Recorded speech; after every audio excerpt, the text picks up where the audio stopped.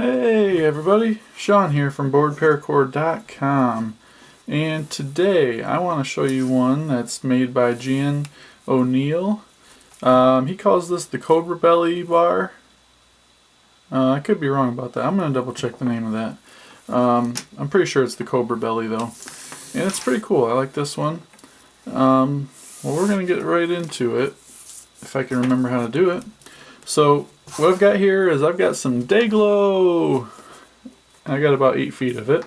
And I also have, this is a new color, something I came up with. Called the manufacturer, talked to them, asked them to see if they can make me something like this. This is supposed to be this is what I call a lime diamond. It's like a lime color inside, just like the silver diamonds, black on the outside. Looks really good paired up with the Day-Glo. Looks really good. So I got 8 feet of this as well. I already flattened the ends so they go through the buckle. So we're just going to take these down through the top and out the back. And then open up the long ends here, reach through and grab a hold of those ends and pull through. Now this color also comes in neon green diamonds and pink diamonds. Well, hot pink diamonds or neon pink diamonds, whichever you prefer. And we've got a little twist going here. Get that out of there. Alright, there we go. I'm going to flip that over. Pull all your excess through. And then come up through the bottom of the buckle. Pull it through again. That should give you 2 loops here. This is your basic shape of your bracelet. So we're going to open this up now. Right cord goes over to the right, left cord over to the left. Let me get a measurement of this real quick. Now when you measure, you want to measure from the very end of this female side up to the ledge. So everything that you can see right now, that's where you want to measure up to.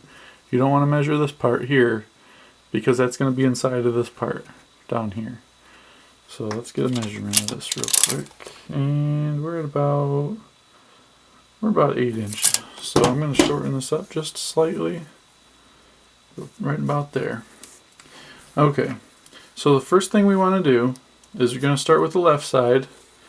And we're going to do just a basic Solomon to kind of tighten it right up to the buckle. So take your left cord over the center, so go over top of the center there, and take it off to the right side.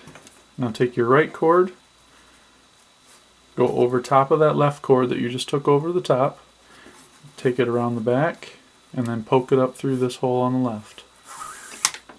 And you can kind of see, it's kind of hard to see with these diamond patterns, but I think you can get a good idea what that should look like. There you go. And move this back just a little bit. There we go. Alright, now tighten this almost all the way, but leave enough so that we can thread this through there. So what you're going to do is we have the far left cord and the far right cord are coming at us. The other two are kind of going away from us, which leaves us with a tunnel there. So take that through, and what I like to do is grab the other end and at the same time pinch these and pull them through. And what that'll do is that'll give me our center point so that we have equal lengths on both sides. And that's about our center point. It doesn't have to be exact because you're going to end up cutting some of that off of there. And now we can go ahead and tighten this. Alright, so tighten up this knot. Just keep on snugging it up. And you want to double check your length here because that looks good. What will happen is when you try and tighten that knot there, sometimes the buckle will move. Now, the most important thing to know on this pattern, because this one's kind of tricky, we're going to start with the left cord. It's going over top of the 2 center cords right now. Don't worry about the right side. To start, you want to make sure that this first knot you have your left cord going over the top. To start with the other color, you want to do the same thing. So you want to start with our left cord. The left cord, whichever cord you start with, is always going to go underneath of the other cord on its same side. So the left cord is going to go underneath of it, come over the top, and off to the right. Now because this one went underneath of this cord here, the other side is going to go over. So this one comes over both cords here on the right side, around the back, and through. Just regular Solomon again. And then you can go ahead and pull these tight. Pull it tight, snug it up, pull it tight, snug it up. Okay, now if you remember, this cord here is the one that went over top of the two center strands. So what do? We take it underneath of the cord here. So the top one here, you're alternating your colors. So each time you do a Solomon, you're changing the color. So we did the Day-Glo last, so now we're doing the lime diamonds. This is the side that went over top of the center strands, so we're going to take it underneath of the Day-Glo and then over the center strand. This one here, because this one went under the Day-Glo, this one is now going to go over both the Day-Glo and the lime diamonds and go around the back and through. If you can just remember that, that's going to be the best way to do it. And you're not going to notice your pattern right away, so it's going to take a few passes. And then you look back, you figure out which side, your left or your right, went over the center strand, which in this case it's our right cord. So that one's going to go under, over. Your first cord is always going to be the one that you look back and see which one went over the center. And then it's going to go under and over. Opposite of this one, over and then under. It took me a few times watching GN's video to come up with my own way of remembering this. He does a pretty good job of describing how to do it, but I wanted to come up with a way for you to remember how to do it. Okay, so now we look back at the lime diamonds. This is the cord that goes over and it's going off to the left side. So that one's going to go under and then over. It's always going to go under, over. This one's always going to go over, under. And we tighten. Tighten, snug it. Tighten, snug up. Okay, so now we look back at the Day-Glo and it looks like the cord on the left is the one that went over the center. So we're going to go under, over. And then this one goes over, under. And at this point you can kind of see the pattern starting to form. You got like a zigzag pattern going here. I got a high-pitched sound coming out of my light here, it sounds like. Interesting. Anyways, I hope that's not picking up too loud on the video. Sorry about that. I'll get that taken care of. Now we look back at the lime diamonds. The one that goes over is over here, so we're going to go under the Day-Glo, over the center. Left side goes over, and then under and through. I think that gives you a pretty good idea. If not, you can always pause, rewind, go back and do it again. But you can start to see the zigzag pattern going through here. I'm going to fix this light, finish the bracelet, and I'll be back.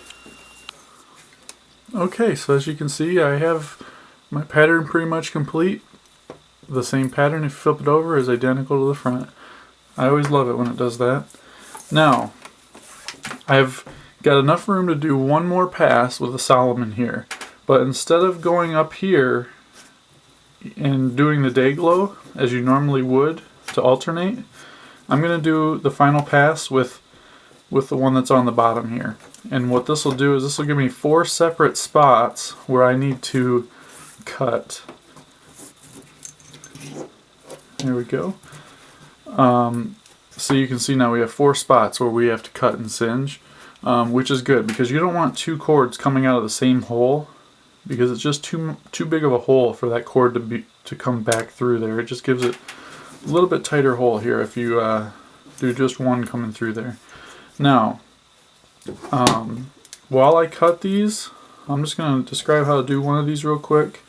You want to cut this pretty close to the bracelet, about as close as you can. I got at least a foot left on that one. And I'm going to use my torch lighter here. Just kind of singe the end here. It's really hard to do with all these lights I've got in here because you can't see the flame. And then the smoothing tool will give you a nice thing here. Now, please don't be afraid of this design. It can be kind of intimidating at first. But if you stick with it, I promise you, this is one of the easier ones you might do. And it has the potential to be one that if you do a lot of shows, craft fairs, or set up a booth somewhere, this one could be your next moneymaker.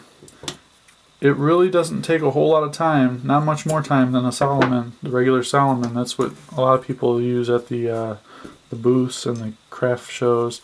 I would say this might only take about a minute or two longer to do, and you can charge an extra $1 or $2 for this design. And it just has a little bit more, I don't know, I like this a lot better than just the standard Solomon. Now it is a little thicker and a little wider, but I have a 1/2-inch buckle on here, and it looks just fine. I think it looks perfect. Got one more to cut here. So you can knock these out pretty quick, I think. If you can get to the middle of the bracelet, you'll know exactly what's going on. Once you have the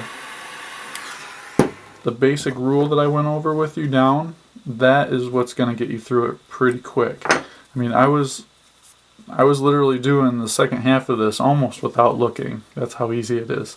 So just stick with it. Again, this is the Cobra Belly bar by Gian O'Neill, and there it is. That's the finished bracelet.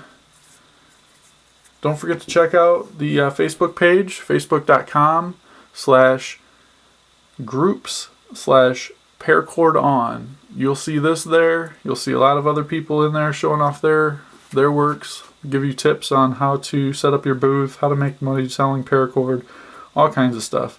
So check that out. And until next time, paracord on.